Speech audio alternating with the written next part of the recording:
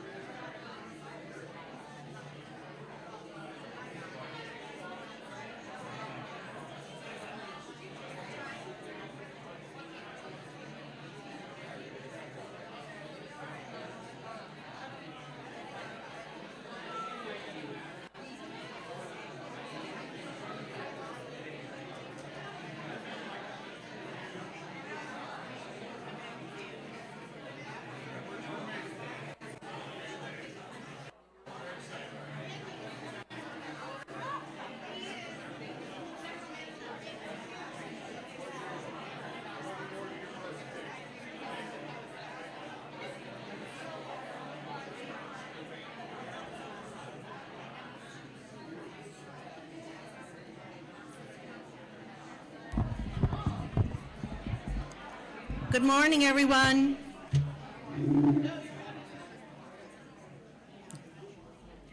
Good morning. I'd like to welcome everyone, and a special welcome to our students who are in the hospitality management program this morning to the Profiles Breakfast. It's my pleasure this morning to introduce Dr. Philip Wong. He's an associate professor at Kent State and teaches on the Kent campus. Notice I didn't say the main campus. He teaches tourism and hospitality courses. He has been thinking about the meaning of hospitality in professional practice and as a philosophy. His extensive world travels have brought him to revelations about hospitality in cultural context. In his presentation, Zen and the Art of Hospitality, he will discuss 4 issues: hospitality in the experience economy, the secrets of omotenashi, hospitality education, and the presence of Zen in the making of hospitality. Please give a warm Ashtabula welcome to Dr. Philip Wong.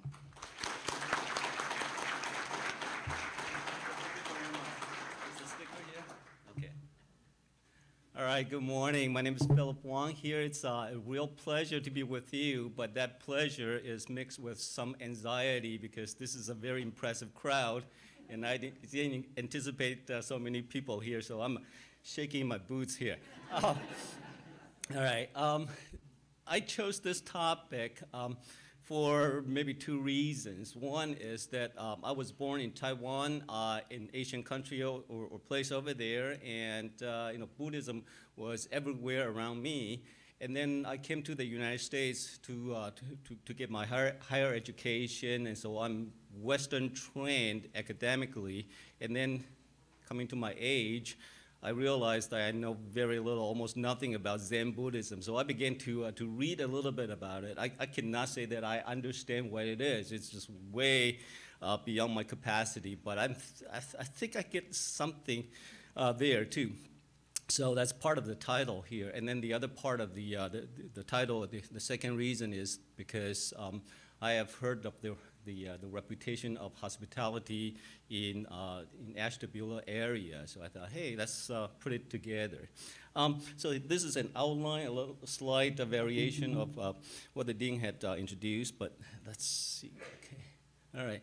But I'd like to begin with some writing by Pine and Gilmore. These were business consultants, and then they made this argument that the progression of economies have moved from originally, from hunting and gathering to agriculture, and agriculture is there in the early stages, and then into manufacturing, but then probably somewhere between after World War II in the 1950s or so, that the U.S. and then the advanced economies, they have moved away. That's not quite right, but the more emphasis were more on the service industry, and then manufacturing is I guess in terms of percentage declining a little bit. But then Pine and Gilmore argue that in the new millennium, it's really not just service anymore. It's an experience economy. In other words, way back, the majority of the labor was in the agriculture, in growing food, timber, mining, and then in manufacturing and services, but now in experience.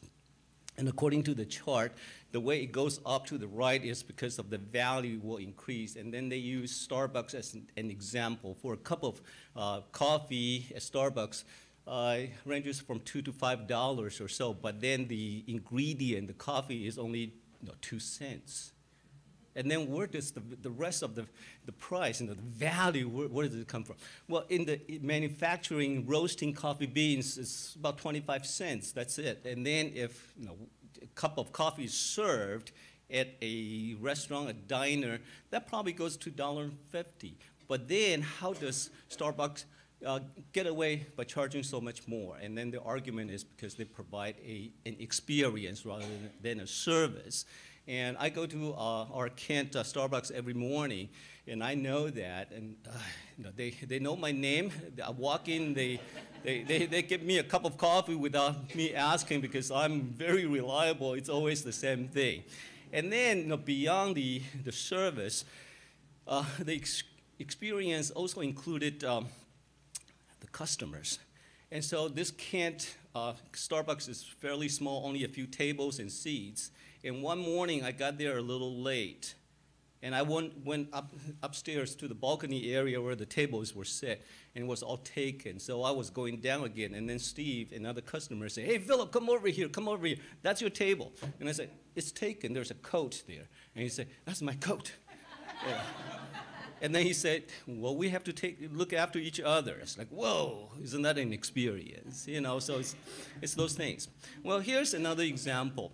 Next, I guess in June, I will be going to Tokyo to a meeting, a conference meeting. And every time, I've been doing this for several years, and every time I go to Tokyo, it's a very expensive place. I stay at this Green Plaza Hotel. It's something called a capsule hotel. And you go in there, you don't get your own room. You get a little hole in there, all right? And so what's the number? 3012. So they will not give you a key. Well, they give you a little key. That's to a locker. But then the key, tab says 3012. And so you find your little hole there. That's not me, by the way, all right? But you can sit there, but you cannot stand up because it's not tall enough. Oops. Come on, slow. That's not me either, just a traveler. So a space is just enough for you to sleep there, okay? And then the next one, there is not even a door. You don't get a lock. You get a curtain, you close it. The only problem is if the next guy snores all night, then you don't get a good sleep. But that is a service, not an experience. Well, you can argue the other way, like, oh, wow, that's unique, right? Yeah. And then part of staying in a lodge is to take a shower, to bath, right? Oh, come on. All right. So they have an entire floor with the washing facilities, and then they have lockers. The idea of such capsule hotel is for office workers. Sometimes they stay pretty late into the evening. They miss the last train going home, or more often than not, these office workers, they go out to drink beyond 11 midnight, and then their home is another 1 hour commute away. So they stay here.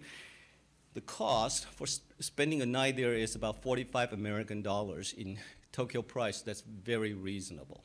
But we call that a service because that allows people to stay for a night. If you have a chance in the future to go to Hong Kong, I would recommend this Peninsular Hotel. They have a fleet of Rolls-Royce cars. You make a reservation, you arrive at the airport, they will send one of these cars to pick you up there. And this is their room, one of their rooms. I guess it's one of those executive suite rooms. Oh, okay. But anyways, and then this is the top. If I were to go to Hong Kong for 3 days, you know what I'm going to do? I'm just going to stay here, soak in the tub. I won't even bother to go out because it's so nice, right? And that's an experience. See, lodging is not just a place for staying a night, spending a night, sleeping, washing. That's it. That's an experience. A night at this Peninsula Hotel is 4,500 American dollars, right? So you have two choices, $45 or $4,500. The difference is just like that Starbucks over a cup of coffee. It's the experience rather than the service. So up there, Pine Gilmore said, okay, how do you define experience being different from service? It's the nature of experience is unique, it's pleasurable, enjoyable, it's something memorable. They went on further to say, okay, in different stages of economic development, you ask different questions. In the earliest agriculture, the question is, what do we grow? Beans, cattle. In the second stage, the question is, what do we make? We make cars, we make computers, okay? The third level, the service economy, the question is, what do you need? Now, it's moving away from me, the provider, the supplier, to the customers. What do you need? Tax report, legal services, that's service. they said the new stage, the experience economy, the question is, what do you remember? It's not just a service, it's not just a need, it's what you remember. So I have this one example. So the first time, it was about 15, 20 years ago, the first time I went to Tokyo. From the airport, I took a train to city center, and from the city center, I took this subway train, to a station called I don't speak Japanese, Ikebukuro Station, all right? So I look at the station map and I say, okay, 1, 2, 3. It was 8 stops or 8 stations away. So I had 2 bags. One was my documents, one just carry-on bag was my clothes. And so I boarded the train, and I put my, my carry-on bag on the overhead rack there. The train came, slowed down, and I want to make sure. So there was a gentleman next to me. I say, does this train go to that station? And he nodded, said, yes. So I said, thank you, and I get in there. I sat down, and he sat across the aisle from me. And I was having a jet lag. I was tired. I was like, and counting 3, 4, and then all of a sudden the train slowed down, and this gentleman said, sir, it's your stop. You need to get off. And I said, whoa, whoa, whoa, it's too soon, but he's local, right? So I got up, got my bag, and I walked out, and this gentleman followed me to his stop as well. So I thanked him, and then the train moved away, and I thought, oh no, my carry-on bag on the overhead rack, I forgot it, So this man saw my expression. He said, you okay? I said, no, I'm not okay, it's gone, I'll never see it again. And he said, don't worry, this train goes in a circle. It takes about an hour to get back. The first thing is to go to the police box, substation to report a lost luggage. And then if you will, just stay here, the train will come back. Well, you know what? Tokyo is a busy place, and this line, every 2, 3 minutes, there's a train coming, and I would not know which train it was. But he said, don't worry, I'll stay with you. I said, it's going to be an hour. And he said, man, I'll stay with you. And so I stayed there, we stayed there, and about 45 minutes later, another train came in. And I said, well, this is a train, okay? I don't remember which car I was in. I cannot go through the whole train. And he said, it's car number 8. And I said, how do you know? He didn't, I have no idea. He just knew that was car number 8. Maybe he was commuter and was always car number 8, same spot at the platform, So I said, the train comes, and he said, no, it shouldn't be this one, it's too soon. And I said, I'm gonna take a look anyways. This train stopped, I walk in the door, still there. Tokyo is very safe, so I got my bag. And so I was very happy, and I thanked him, and I said, if you are not in any hurry to go home, can I take you up to a restaurant? You pick the restaurant, right? And I'll treat, I'll buy. And he said, sure. So the two of us, we went to a nice restaurant, we ate, and it was in our conversation that he informed me that he was a museum curator, and a few years earlier that he made a trip to Washington, D.C. He lost his bag, and someone helped him retrieve it. And he said, he actually thanked me for giving him an opportunity to repay the favor that somebody did. And I said, wow, that's true hospitality, isn't it? It's kind of a domino effect. I may not see him again, but in the future, if I have a chance, I want to help another and then another, And so asking that question, what do you remember? It's not what you need, it's what do you remember? And that's, hospitality and experience together, all right? And then they also ask, I'll make this really quick, that the production of experience is invasive. It's like surgery. It's not benign. Experience is invasive, it's aggressive, it's a strategic intent. And what is the intent? The intent is to transform the customer. The customer is no longer going to be the same. He or she is going to be different. And so a typical example is going to Disney World, for example, right? And then kids are happy, the family is happy. They come home not just the same anymore. Yeah. So last week I went to my dentist. This guy is very good in Kent, all right, in the root canal. And so my dentist asked me, Philip, do you brush your teeth every day? Yes, sir. Do you floss? Yes, sir. And he said, well, your number 13 is not too good, all right? Always something, okay?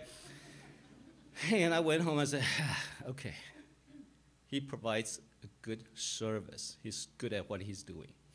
And then I remember a couple of weeks earlier, I went to see my doctor, a family doctor, just typical checkup. And the doctor asked me, Philip, do you exercise? I said, oh, yeah, only on the weekend, all right? And he said, that's okay.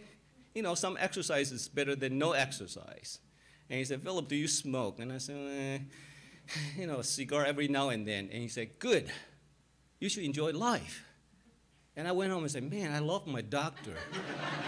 You know, that's the difference between experience and service, right? I mean, I went home and he encouraged me to live well, you know, both physically and mentally. That's the difference, all right? So at the end, okay, so farmers, they grow corn, right? Car makers, they make cars, right? Service accountants or you know, they do tax reports, right? That's their products. In the experience economy, the products are the customers, because the customers are transformed, you know, physically, mentally, spiritually, socially. That's the thing. All right, I want to get to the next part. All right, so I've been teaching at Kent State for almost 30 years, and you know, we have this program called Hospitality Management. And sometimes I tease my colleagues there and say, you guys call yourselves hospitality management, but you know, I trust that you know everything about management, but you have no idea what hospitality is, right?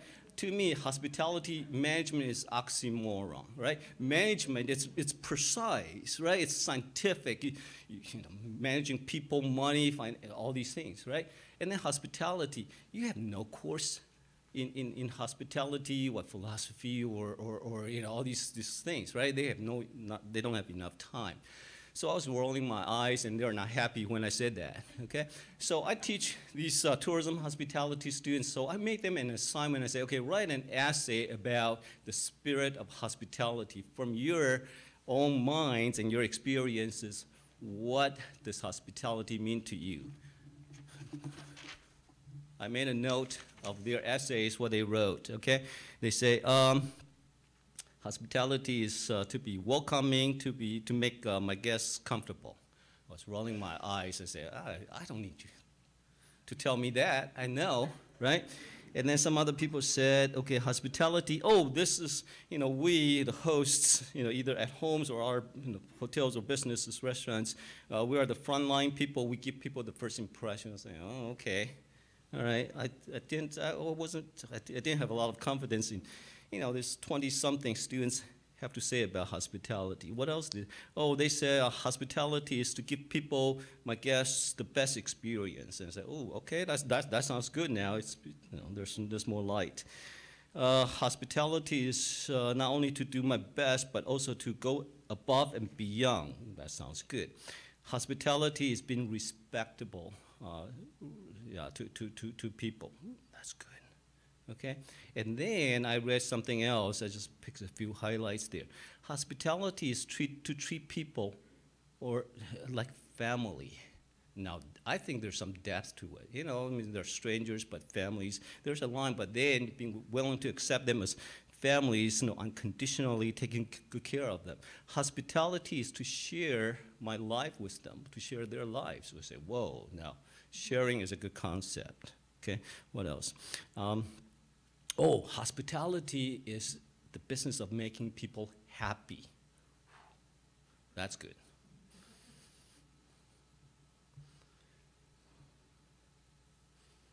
Hospitality is memory creation.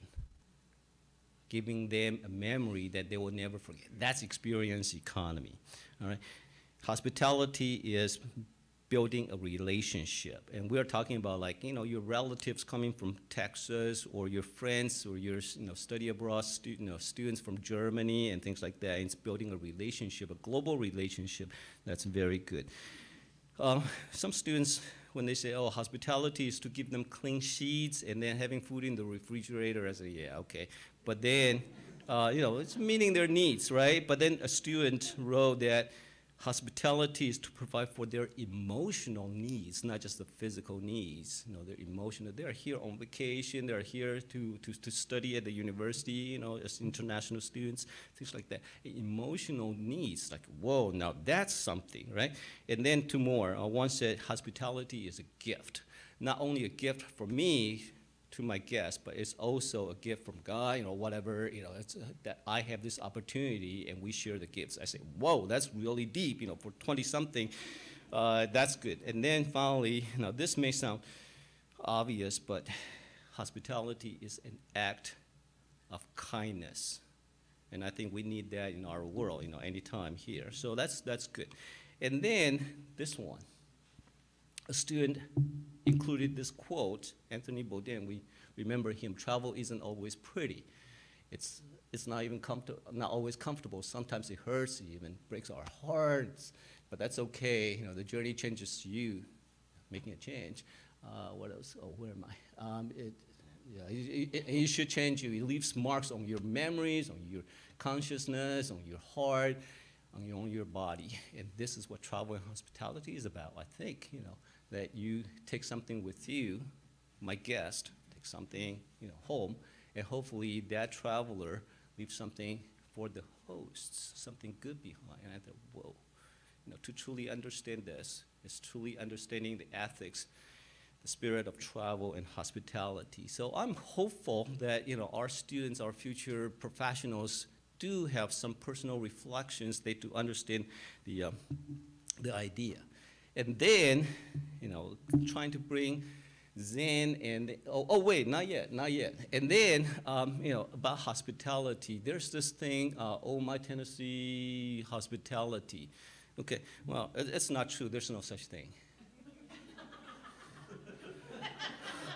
Omotenashi is the Japanese hospitality, but I will never be able to remember this word, how to pronounce it, so I just call it, oh my Tennessee, all right? Sorry, yeah. Well, you know, Southern hospitality, right, Tennessee, yeah, that should be okay. But this Japanese concept of hospitality should start with, what's this silly question. The Japanese asked that question. Why don't I see my own face? Why am I unable to see my face? Well, unless, you know, I'm married, right? And the reason is this face is not mine. This face is yours because you see my face. And I should not look crummy. I should not have my emotions on my face. When I step out of the house, when I'm in front of my customers, my students, you know, I should put on this face that is public-faced to please you. And so the Japanese people can be very cold, but then they always smile because this is public face. And so that, okay, omote means public face. Nashi means no, but the context is this, no front or back. So literal translation of this is that this public face in service, I hold nothing back. There's not a backstage, not a preparation. Everything is in front of you. It's from the bottom of my heart. In a way, this omotenashi means not only to satisfy my guests' needs, but it's also to anticipate their needs. Do we do that? Yes, we do. You know, some good restaurants, when you sit down, they give you a glass of water, and then they are trained, say, hey, when the water is less than half a cup full, without asking, when a customer, diner has to ask, say, you know, can I get more water? That's a service failure. A well-trained staff person will come and anticipating your needs and say, your coffee, your water, can I top it off, right? So this is the practice in Japan, that oh my Tennessee thing. You know, early in the morning, when the department store is opened, they line up and then they bow. I've seen this myself, and it made me a little uncomfortable, right? Like, oh, me? You know, do I deserve this? Yeah. But, you know, it's to be respectful. And before I forget, I have to say this. This is not unconditional, that this hospitality, showing respect, sincerity, from nothing hold back, you, the customer, will have to earn it. So if you are a bad customer, you mess up my restaurant, you mess up my hotel room, you're rowdy, you don't get that treatment. You know, it's mutual, all right? Oops. Yeah, when I took Shinkansen in Japan, the train arrives, and then there's this line of people there, and the train arrives. It doesn't matter whether they're passengers, they bow to nobody. Why do they do this? Who are these people? These are the train cleaners. When the train stops, they bow and they enter, and then they have their equipment, they go clean, you know, very efficiently. And then they come out, and then the train is ready to go out again. Oops, come on. All right. And then they line up and say, thank you for your patronage. They bow. This is respect. Not just in your face, in front of you, but it's the substance is the cleanliness of the train. Japan Airlines. And so this omotenashi started in the 6th century in tea ceremonies. Having a guest attending the tea ceremony is, you know, thank you for coming, you know, you're an honored guest. And then airlines, of course, you don't get tea ceremony on an airplane, but the idea, the concept is the same. And that's Japan Airlines too. And this is very common in Asia. I know when I go to Taipei, it's the same thing. When the airplane is boarded, everything, you know, these people who are the guys who pull the airplane out to the tarmac, the people who loaded our luggage, you know, all those people, when their job is done, they don't just walk back. They just line up there, and then the airplane starts to taxi for takeoff. They stand there, they bow, they wave. After a few times, you know, I sit in the airplane through the little window, I wave back. I know that they don't see me, but they say thank you, and I say thank you too. Hospitality comes from the heart. Oops. Yeah, and then just as a contrast, I know this is not political correct, but you know, United Airlines, the slogan is flight, well, the friendly skies. And then we remember a couple of years ago, there was this guy who had this ticket, right? And he boarded, he was sitting in his seat, and then they overbooked the airplane, so they say, hey, you know, we need volunteers to deplane and then take the next flight. Nobody willing to do that, so they picked this guy. He's a doctor, and so they say, hey, you get off. And he said, no, I can't. I have my ticket. I need to get home. Next morning, I have patients in the morning. I can't. And then they said, well, you have to get off. And he said, no, I'm not going to get off. And then they called the airport police, and they drag him out. You know, you remember that, right? And he broke his nose, lost a few teeth. You call this hospitality.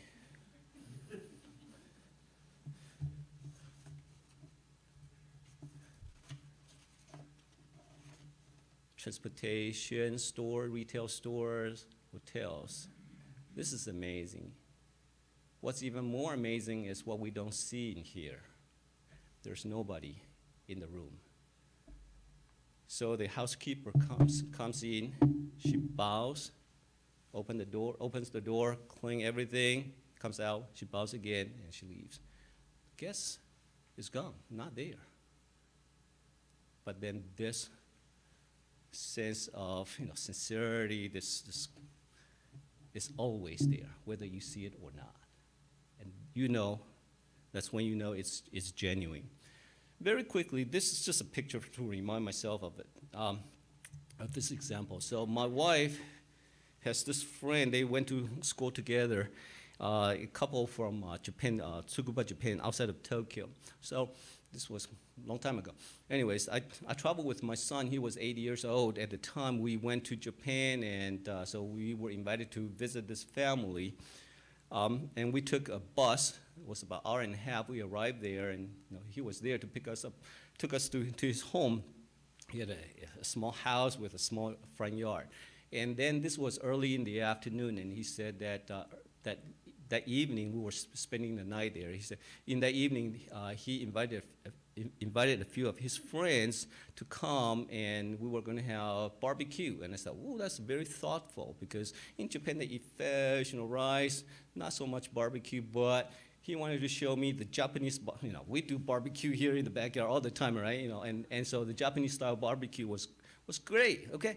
And so it was about, you know, 7 o'clock. sunset, and then guests arrived, and the food was good, beer nonstop. It was a wonderful time. And half an hour into this gathering, something hit me. Like, hey, I enjoy their company, all these people, but I don't know Japanese. I can say good morning, I can say thank you, and that's about it. But I had no problem in communicating, talking with these people. I was like, how did that happen? He did not explain it. He didn't have to, because I realized he made his guest list. Every single one of them spoke English. That's the spirit of my tendency. In anticipation of your guest's needs. And it was not an awkward moment like, oh, I can't understand what you're saying. No, they all spoke English. I said, whoa, that's real hospitality. And then another half hour later, something hit me again. I said, look, my son is having fun playing with other kids there. And then I look, and there were probably a dozen families, each single one of them had a child my son's age. And he made a very careful guest list to entertain the child. I said, whoa, that's all my tendency. All right. Oh, and then, let me tell you this. So I began to read about Zen Buddhism, and I stumbled upon this book by Eugene Herrigel. Herrigel was a German philosophy professor, and between World War I and World War II, he went to Japan, to Tokyo University to teach there, and he began to practice Japanese archery, and then he wrote this book. This book was pretty popular way back, and just a few highlights is that, this Zen in archery has all these, archery has all these Zen characteristics. One is that it's constant practice, and the idea is not to hit the goal, it's to practice until you feel confident that you're good at it. And then in the practice, let me brag about my tennis, okay? I'm not good at all. I'm just horrible in tennis. But when I was in school, one summer, I tried to improve my game, so I was there hitting ball against the wall all the time in the practice, right? And then I began to practice my backhand and slicing the ball. And so one day, it just happened to be a Japanese lady, too. We were playing tennis there, playing a match. And the ball came over to my side over the net. And I turned around and I did a backhand. I sliced the ball. The ball went over the net to her side. And then she didn't catch it. And then she came over and said, Philip, how did you do that? And I said, what did I do? I had no idea. And she said, the ball went over the net to her side, touched the ground. And because I sliced the ball spinned. And when it bounces up, it went back to my side. And she never had a chance to touch the ball. And I said, man, Andre Agassi, or what's his name, all these pros never did that, right? And that's a Zen moment. After you're so good, well, not that I was, it becomes natural. And there's this called one. One is that your awareness and the action, they merge together. If you don't play tennis, you probably know this from doing your crafts, playing music, or me playing video games. I'll be there in my man cave playing games for 2 hours, 3 hours, and my wife said, you spend too much time on that game. And I said, what, only half an hour? No, 3 hours.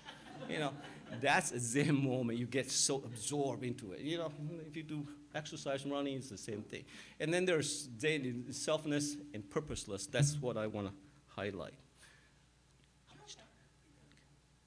So here's another story, and I hope I don't embarrass my student, but a couple of years ago, there was this graduate student from Dubai, United Arab Emirates, a very wealthy city. So she came, and then that summer, I had a chance to stop by Dubai, and so she introduced me to this, the Emirates Academy of Hospitality Management to meet the manager there, the provost. And so I emailed her and said, okay, I will be coming to Dubai on this day, and I'll be staying at this hotel, and you can, pick me up, we meet at my hotel lobby, and we'll go to this place together, right? She wrote back and said that she's not familiar with that part of she's from Dubai, all right? But she said that she's not familiar with that part of the town, and so she just say, hey, let's just meet at the academy. I said, no, come on, you got to be more respectful to your professor, right? You know, yeah. And then so I wrote back, you know, defiant, and I wrote and said, you know, take this train, this subway train, get up this station, go north, 5 minutes, you get to the hotel, I'll be at the hotel lobby meeting you. And she said that she never took the subway in her entire lifetime. She never took the subway, and so she had no idea where it was.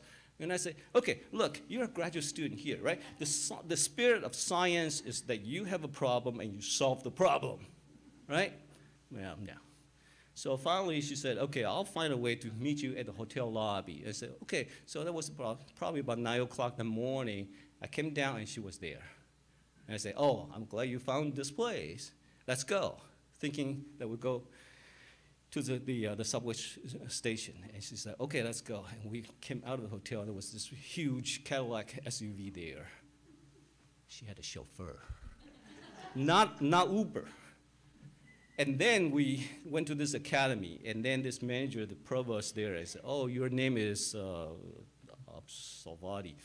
This is a popular, famous, prominent name in the city of Dubai. And that's when it hit me. Oh my gosh, this is a princess. And when a princess has a problem, you solve the problem for her, you know. I said, whoa, right? But the point is, no, she found, and then later, after the meeting, she brought her sister who was studying in London, vacationing at home. They took me to this traditional, you know, local restaurant. We had a good meal. Then I realized that this princess had never ridden taken the subway, because the subway is for the low middle class workers. You know, I mean, they had their chauffeurs, their Lamborghinis and things like that. She did the best she could. But the whole time I realized, you know, we talk about Zen being selfless, that it's not me so good at, you know, doing something, right? To her, it's so difficult to let go of herself, her status. But she eventually came around and said, hey, you know, we go to this meeting. Yeah, but that's, you know, selfless.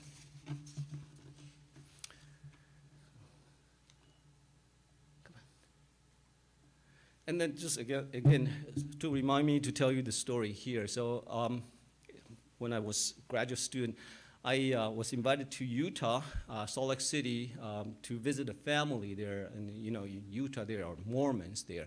And so this gentleman, his family, they had this big lodge, a summer home in the mountains, Timpanogos Mountains. And so I was taken to their house in the mountains, beautiful place. They opened the door, the whole family was there, and then the host said, hey, come to the kitchen. And he opened the pantry there, the cabinet, and he said, what would you like to drink? And I look, vodka, whiskey, rum, everything. And I was like, and you know, not knowing any better tact, I say, you guys are Mormons, right? And they say, yeah. And I say, but Mormons don't drink alcohol, right? And he said, yes. And then I said, well, why do you have these? And I never forget what he told me. He said, these are for the good people.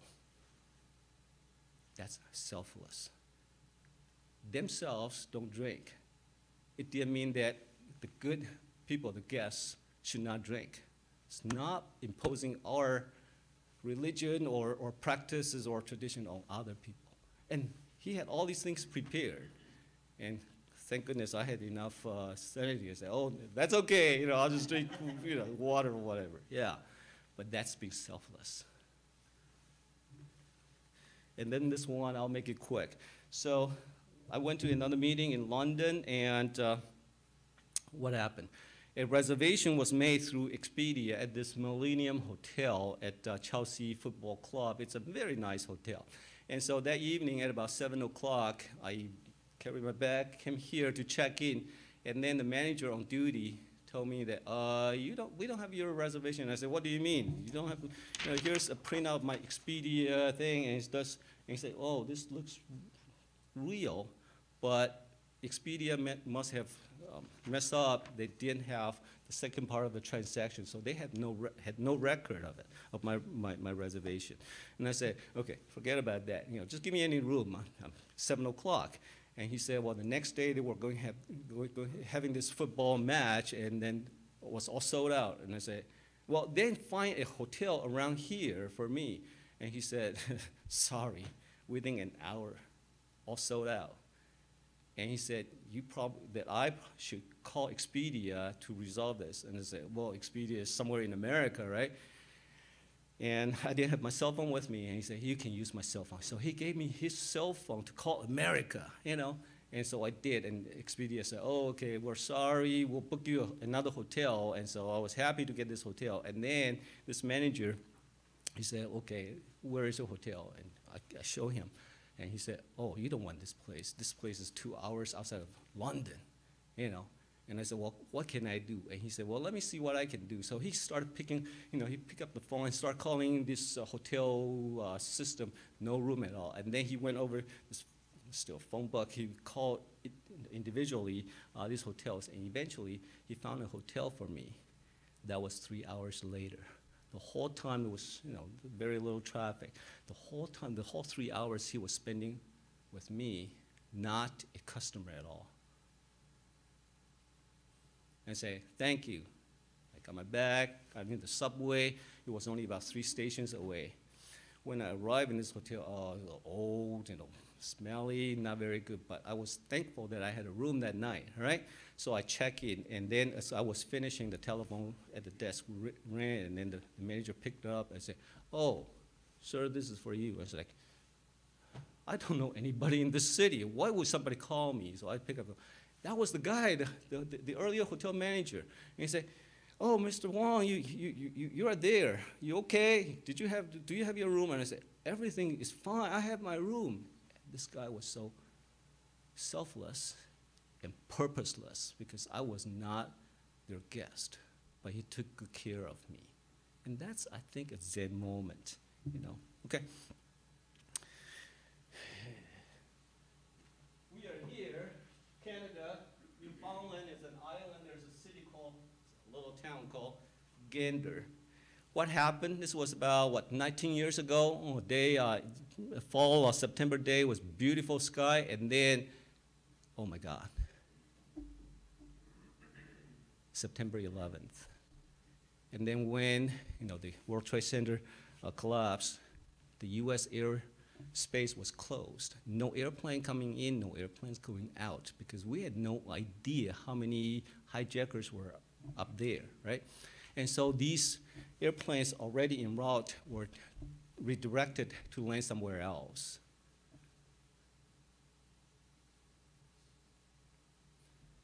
And on that day, 38 airplanes were directed to go to Gander, Newfoundland, Canada, 6,000 passengers.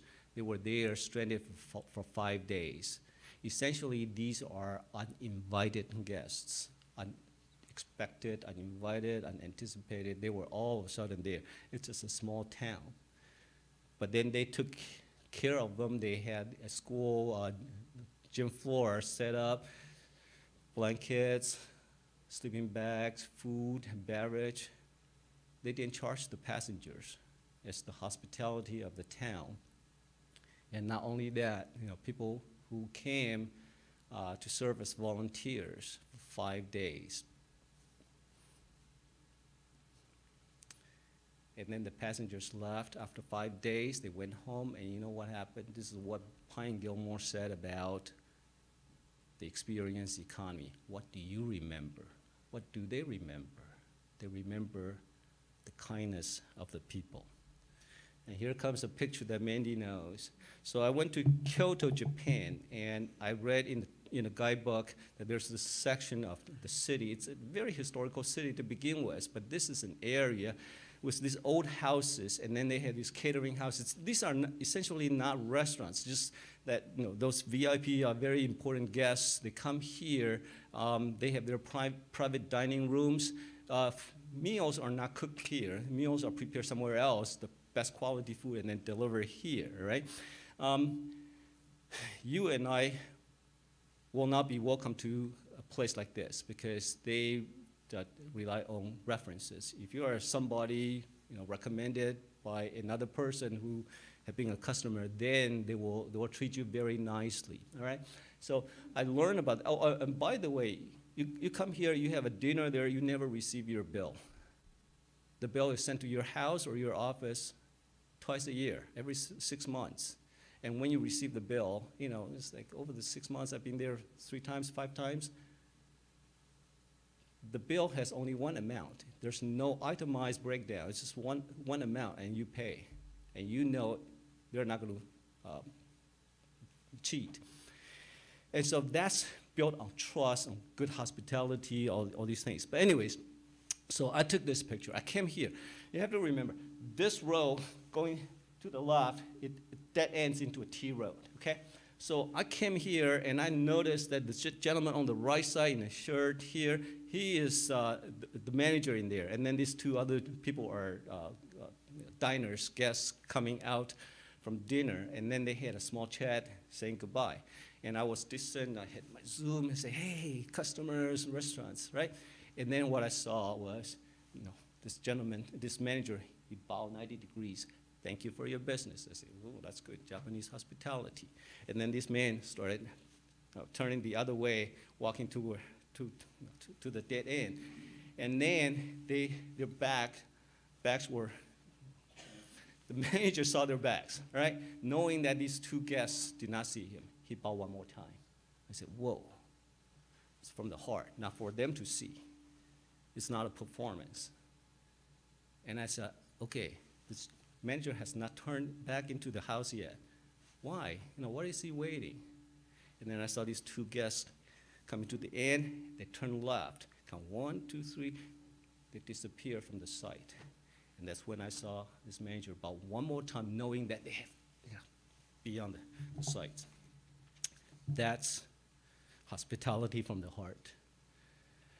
All right, and finally, I wasn't sure if that Eugene Herrigo's archery and Zen, because this guy was German, and I wasn't sure if it's really Zen, so I went on to read, and D.T. Suzuki was a Zen master. He's well known for introducing Zen to the Western world. And so, I kind of tried to verify a few things here, and then I realized that one of the things that Suzuki said about Zen was very interesting. He had this analogy, this metaphor. He says, birds fly, fish swim, they do what they do. Then what do people do, we humans? Zen is instinctive. It's just do. You don't have to theorize everything. It's not intellectual. It's not even meditation. You just do it, right? Yeah. And so, it got me to think, well, then, if birds fly and fish swim, then what do hosts do? What's your answer? What do we do? I mean, okay, athletes, they perform the best, right? Musicians, they do their best, right? Hosts, we do our best, right? The answer is this, that we don't need to intellectualize it. We don't have to theorize it. We just, oops, too fast. They figure that out. Don't ask too many questions. Just trust in your own instinct that you have this true hospitality. You call it a gift or an act of kindness, and you just do it. And that's not so hard. So that's pretty much my presentation. But I suppose we may not have time, but perhaps for us taking to the next phase is these questions. So if Zen is not a science, it's not even management, but how do we train our people? These are good people. And how do we improve our hospitality through, our staff? And I think one answer is there. It's practice, practice, practice, be it archery or hospitality. I think that's one, but I think there's more, and I'm not sure what it is. So, perhaps there's something, we're all busy, but something we can think about is like, okay, we choose the best people, we hire the best people, but how do we do this, hospitality?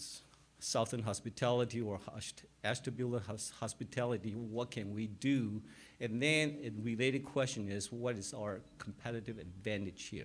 Michael Porter is a Yale University business professor, and he wrote a very interesting book called The Competitive Advantage of Nations. And he said in Japan, they're best in making music instruments, cars, okay?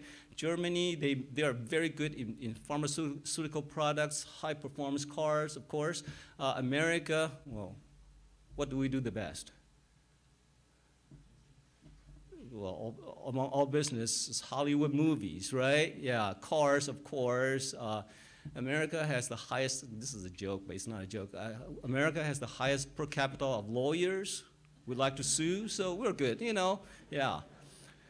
And then, Switzerland.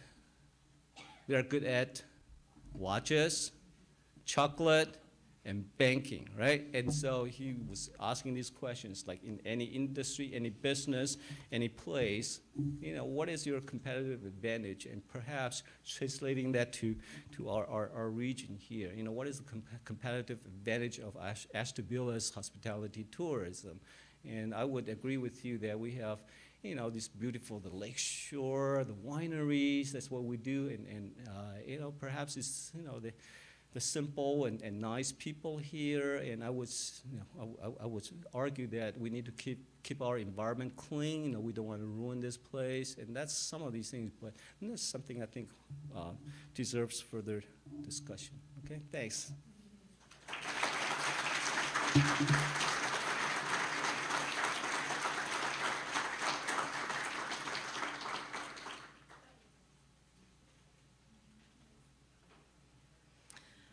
Thank you, Dr. Wong. You've given us a lot to think about this morning, so thank you. I can't believe I'm going to say we'll see you next month in May. May? Really, May?